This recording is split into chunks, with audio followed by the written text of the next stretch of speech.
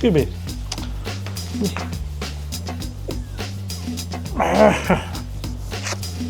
Sorry.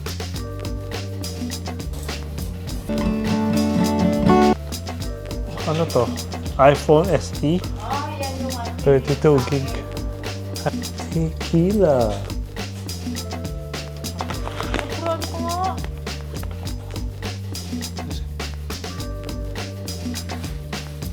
So we're moving from this block to that block over there. Yeah, because this is the life of migrant worker here in Singapore. No permanent address, always on the move.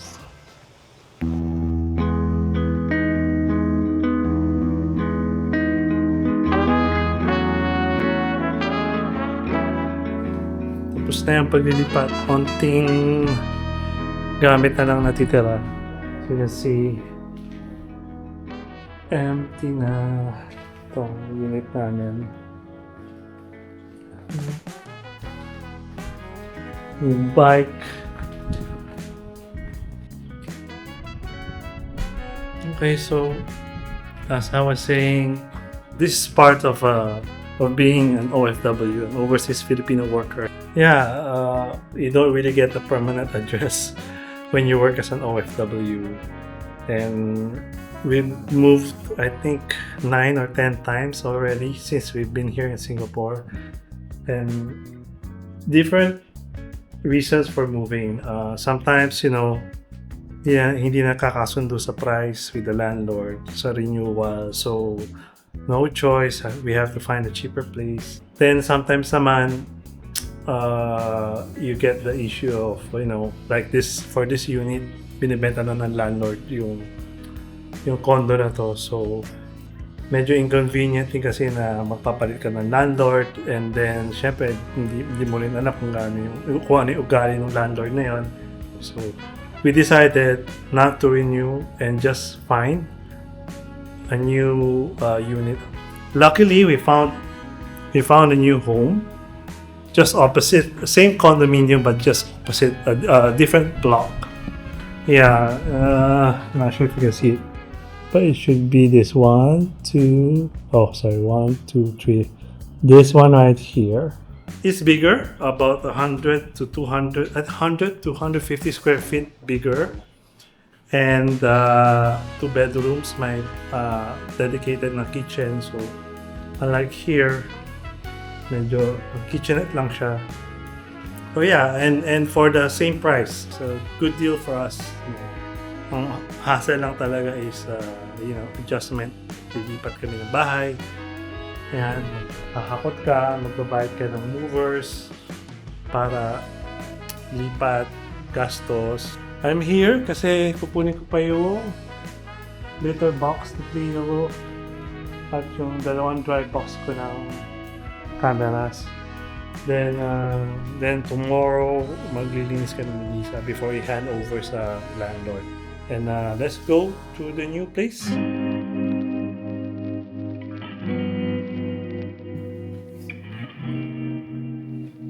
Nag-adjust pa yung mga fats. Yep.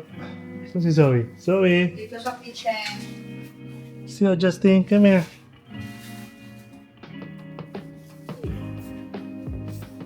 This is where I'll do all of my vlogs. Maingay si QB. Nag-adjust pa kasi. QB, where are you? What are you doing there? So, hindi ka na sa setup ng standing desk ko. Theo? Where are you? Theo? Theo? How are you, baby? You still scared? Pumapasok sa machine. Sorry. Hindi ka talaga sa kitchen counter. Come here.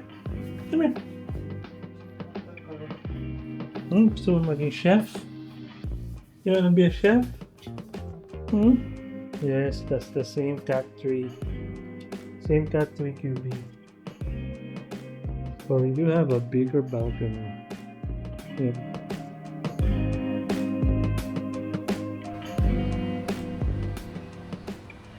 Okay. After almost 2 weeks, medyo settled na sa new house. Meron pang onting boxes na kailangan ayusin. Then, of course, the cats are settled. Hi, QB. Okay ka na sa new house? You gonna stress?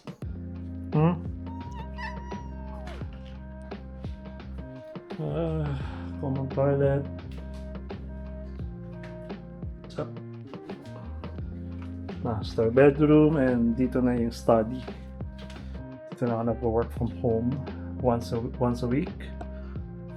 Then, mga camera equipments. Dito rin ako nag-vlog. Then, this is also Cleo's room. Hi, Cleo. How are you, baby? Cleo.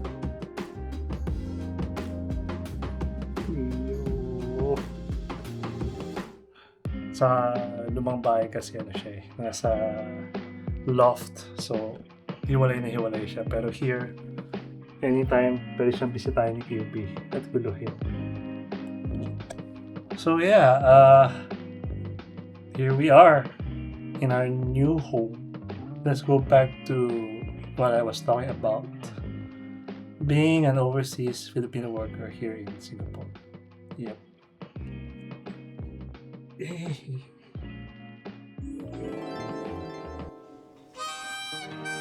Okay. Mga 2 months na since sinut ko yung vlog na yun. Kalimutan ko lang ituloy talaga. Yung 2 months na hiatus na yun, it gave me more time to think about how I want to share my life here abroad as an overseas Filipino worker, or OFW for short. Ang idea ko is to create a series of vlogs that documents and talks about our lives, our struggles as an OFW. And I had the idea because, kasi nga, I realized na we've moved house 9 times since we got here. 9 times we've packed our lives and carried everything across the city and started again in a new space. And that is probably one of the hardest part of being an OFW. That constant feeling of instability, na hindi ka talaga makapag-settle, no matter how hard you try to call a place your home. In the reality, it's not your home. You're always at the mercy of your landlord and the ever-changing housing market na lagi na lang tumataas, never bumababa. Living abroad, it can be a rewarding experience, but oftentimes it comes with a lot of sacrifice. Yeah, and with that being said, this is the first video na gagawin ko as part of that series, my life as an OFW. How our life here in Singapore began, the challenges, the joys, lessons learned. To be honest, hindi ko naman talaga gustong maging OFW. I didn't want to leave the Philippines when I was younger. You could say I was a very idealistic, medyo naive ako.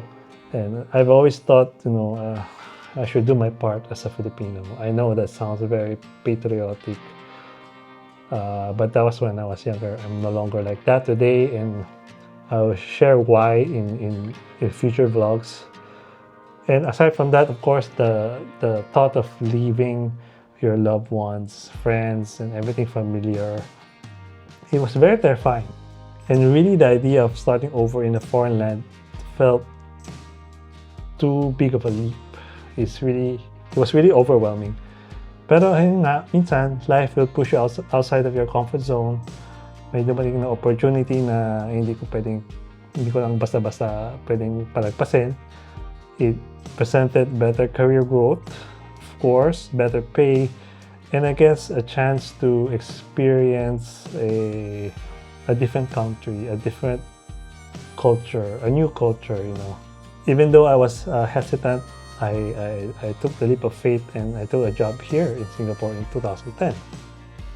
And my first few months here in Singapore was very overwhelming. I remember my first day, I was crying. Madami ding mga bagay na really nagpa-impress sa akin, no? For starters, the efficiency here in Singapore, the cleanliness, everything has a system, very organized. Ang galing ng public transport nila, their healthcare, and people here respect the law and the rules. So I was like, wow, ganito pala dito sa Singapore. Kumbaga halos lahat ng mabagal sa Pilipinas, mabilis dito. So for me, almost everything was better. Pero in terms of work culture between Philippines and Singapore, sobrang iba siya talaga. Dito, ang bilis ng pace, super competitive, tsaka productivity and efficiency ang focus talaga, which is the right way to do. Pero sa Pilipinas, kahit challenging yung work, kahit mas mababa yung sahod mo, medyo mas relax siya, and community-oriented ang environment. Mas onti yung stress na inuuwi mo back home and over the weekend. Mas ma-relax ka talaga. Unlike here, masyadong intense ang stress talaga. And I would say less ang work-life balance. Aside from that, I've learned a lot of lessons here in Singapore. And I think the most important lesson that I've learned is really adaptability. Kahit, gaano ka ka-prepared, lagi kang hahamunin ng buhay abroad talaga. You will never be prepared sa mga bagay na mahaharap mo when you're abroad. And kailangan mo rin maging open sa pagbabago, changes, Lalo na sa Singapore, mas diverse dito. Ma-open ka talaga sa iba-ibang culture, religion, ma-introduce ka sa iba-ibang food, which I think is a good thing. Kasi sa Pilipinas, I hate to say it, pero medyo close-minded mag-isip ang mga tao. And especially when it comes to other tradition or other cultures and beliefs. Basta hindi nag-fit sa kinagisnan natin, medyo hindi natin tanggap. Yan yung stuck tayo sa mga traditional na pag-iisip at personal biases natin na nakuha natin from our parents, from our grandparents, sa family natin, diba? Parang yun yung nag-mold sa pag-iisip natin eh. So, I guess one of the good things about going abroad is to really, it will open your mind to new things. And, speaking of new things, with all the new things and changes na experience namin, slowly but surely, kami ni Lisa, we got very comfortable. So we made friends with the locals here and other foreigners working here in Singapore, and really, really close friends. And at that point, this country started feeling more like a second home. And in 2017, we took another leap. So we got married here in Singapore, and it was a beautiful, intimate ceremony. And most of our guests were either Singaporeans or Malaysians. And even the wedding ceremony is not your typical Filipino wedding. We even adopted the gate crashing ceremony sa wedding, which is more of a Chinese culture here in Singapore, which is fun, by the way. Getting married here, abroad, it added another layer to our identity. And, it's blending cultures and traditions in a way that felt uniquely ours. Now, I feel that this is where things get a little bit complicated kasi living abroad, it changed my perspective and outlook in life. My mindset, my beliefs and principles have changed. And when I go back to the Philippines for vacation, sometimes it feels like the time stood still there. Parang I've outgrown that country and even some of the people there, and sometimes I feel like I'm in a limbo. You know, I've changed too much and I've become too different for my home country, but still not quite fitting here abroad. I mean, caught between two worlds, but belonging to neither one of them. And that is how I feel sometimes, most of the times. And ano ba yung identity ko? Where is home for us? Okay, going back to this house. Now that we've settled here in our new house that we're renting here in Singapore, I guess ang plan namin ng wife ko is to focus next on our actual home back in the Philippines na medyo matagal din namin hinintay kasi sobrang tagal ng process. It took us 2 to 3 years, I guess, from looking for the land to buy, buying the land, waiting for the title, construction of the house, and now finally ready na siya for turnover. It makes me quite proud na kahit wala kaming bahay dito sa Singapore, wala kami sariling bahay, nakapag-invest naman kami ng house sa Philippines and nakabili din ng ibang properties, nakapag-invest. And I guess that makes up for not owning a home here, you know. That makes up for the fact that we always move. We will probably move in the next 2 years again, so it will be our 10th move. I don't know. So kaya sinabi ko earlier, this is a series of vlogs that I will be doing, you know, life of an OFW, and one of the topics will be about the lessons, hard lessons na natutunan ko about buying a property in the Philippines, and I have a lot to say about it. Hopefully, you know, makatulong siya sa kapwa OFWs and pati na rin sa mga fellow Filipinos namin na planning to buy their first home.